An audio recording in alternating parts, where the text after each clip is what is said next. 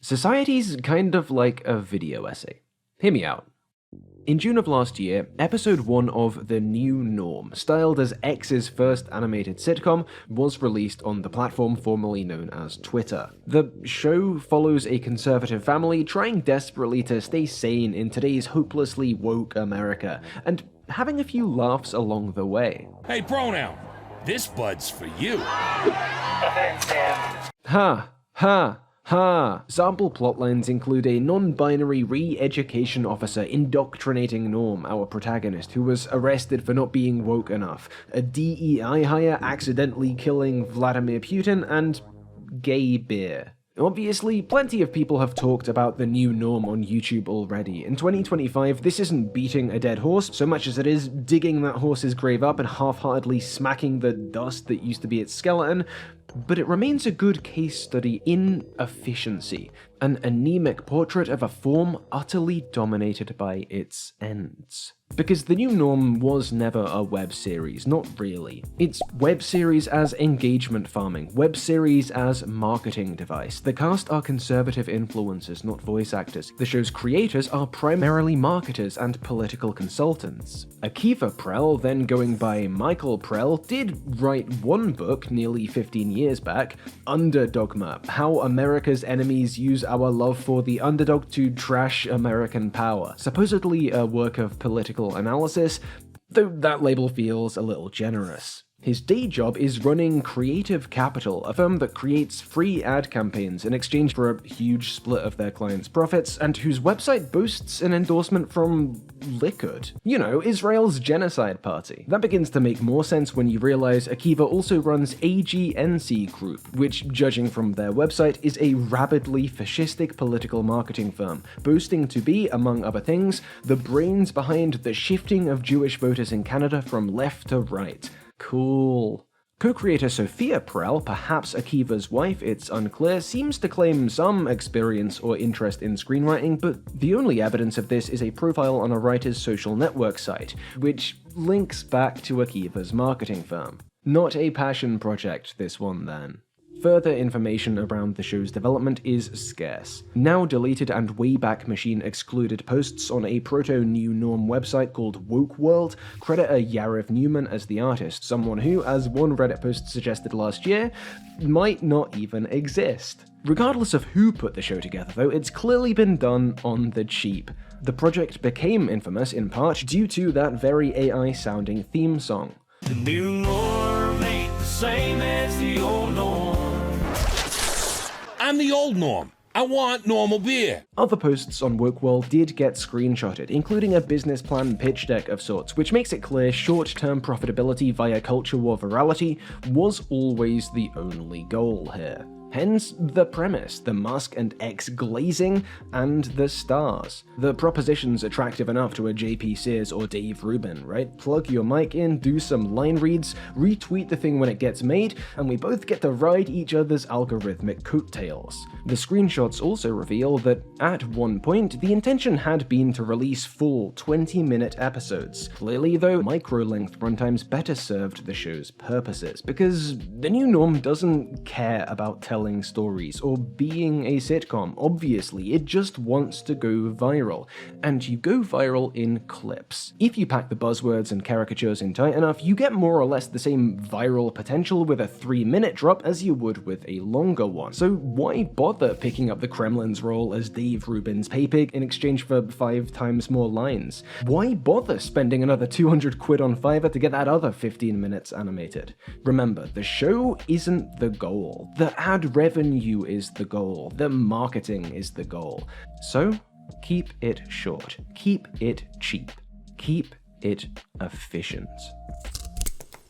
Efficiency is on a lot of people's minds at the moment. A lot of that's due to the new so-called Department of Government Efficiency, which US President Trump established via executive order, despite the fact that you're not supposed to be able to establish departments via executive order. Run by noted Path of Exile noob and seeming Nazi Elon Musk and a small handful of young boys for some reason, DOGE? Most embarrassing fascist ever, holy shit. Doge has made headlines since Trump's inauguration for dismissing large swathes of federal employees near arbitrarily, allegedly being involved with that illegal blockage that stopped members of Congress from entering the Department of Education, and obviously a whole bunch more. Despite the name, it bears pointing out that reducing unnecessary government overspending, making America more efficient to save the taxpayer from having their money wasted, is obviously not the purpose of Doge or of Musk. I'm not expecting to blow any minds by pointing this out. Generally, you don't want to take people who do Nazi salutes at their word after all, but the real objectives here include A. Shifting control of public life and social institutions from the state to the private sector, the boring company thing dialed up to 11,000 and on a national scale, and B, directly quashing any threat to himself or his companies. Just recently, Doge fired the FDA employees responsible for reviewing his Neuralink brain chips, for instance. Musk's power grab has a parallel in Trump's own drive for re-election, in that both men stood to lose money, influence, and maybe even their freedom if they didn't force themselves into positions above the law and above public bodies. With Doge, efficiency is the justification, not the goal. But they are far from the first to present it as a goal. In a sense, Musk and Doge are only the inevitable culmination of neoliberalism's decades-long valorization of efficiency, the ideal of country as business, streamlining society to improve it. So today, let's engage with that justification, because even if Musk and his little dweeb squad weren't lying, they'd still be wrong. Because, again, society's kind of like a video essay. Doge has recently targeted the National Oceanic and Atmospheric Administration, with cuts experts say have the potential to significantly reduce the US's weather forecasting abilities, despite the country having been hit with 27 separate billion-dollar-plus natural disasters in 2024 alone, and despite the inevitability of that number rising further still as we continue to shred our planet. The last step in my editing process is adding a score of either downloaded or original tracks to add to a video's mood. This one's original, in fact, but it would have been way more efficient for me not to bother making it, to use solely downloaded tracks. Come to think of it, plenty of people don't bother adding a score to their essays at all. In tandem with Doge's federal expenditure cutting, Trump recently mandated an end to remote work for all federal employees. Because, fuck the disabled, I guess, fuck the immunocompromised, and also halted any further hiring. A few months back, I started recording into a laptop in the other room, rather than simply recording into my PC and EQing out fan noise. Figuring that solution out took a little time and effort, though. It made the videos better, maybe, but not by that much. Plenty did fine beforehand. It would have been more efficient not to bother. Come to think of it, it probably would have been more efficient not to bother EQing my voiceover at all. That's better. Hear the fans? That's the sound of efficiency, and I fucked off my pop filter too. Didn't need to buy that. It's been reported that mass firings are inbound in the IRS, which could have a catastrophic impact on ordinary Americans ahead of filing season, who simply need help submitting their returns or accessing refunds. But you know what? I won't bother fading that article out on screen. I'll stop with any of the cool little transitions I do to keep things visually interesting. Kind of a waste of time, right? We touched on the Department of Education a couple of minutes back, and the plan does seem to be a total detonation of that whole thing, but they're already making inroads, including cutting hundreds of millions of dollars from the Institute of Education Sciences, which tracks how well Americans are learning. It won't shock you to learn that one major casualty of these cuts will be research into how best to support kids with disabilities. Getting back to my audio, it's also a waste of time waiting for my computer to load up to open my DAW at all, right? I would have saved money if I never even bought this fancy microphone too. Who needs a Shure MV7 when you can just use your phone's mic? Just last week, as I write this, Doge spearheaded the layoffs of over 1,000 employees at the Center for Disease Control and Prevention. Sure, can't think of a single reason we need the CDC right now. Unrelated side note, by the way, the reason I've not uploaded yet this month is because I was really sick with coronavirus. And oh, hey, what's the longest, most time-consuming part of any video essay? The script. Why bother with one? It's easy enough to just go off the cuff. Trump and Doge are cutting US aid, I guess. and that was always about soft power more so than it was anything, you know, idealistic, but it's still another big humanitarian rug pull. Unquestionably good things were being done with the USAID money, you know, foreign aid, that kind of stuff. You know, I'd give you the specifics, but this video will be a faster turnaround if I just refer to the broad strokes. You know, research time is not a relevant analytic on the YouTube back end. I can just throw relevant stuff on screen, you know, basic headlines and shit. Or actually, no, I won't. Why even bother with visuals? Just saying it is enough, right? I guess they're probably cutting the post, guys, you know, the postmen, post service, maybe, I don't know. Oh, and by the way, you know the video essay trick, you know, where you do a kind of cold open with something obliquely related that you then fold back in thematically later on? Here it was the new norm.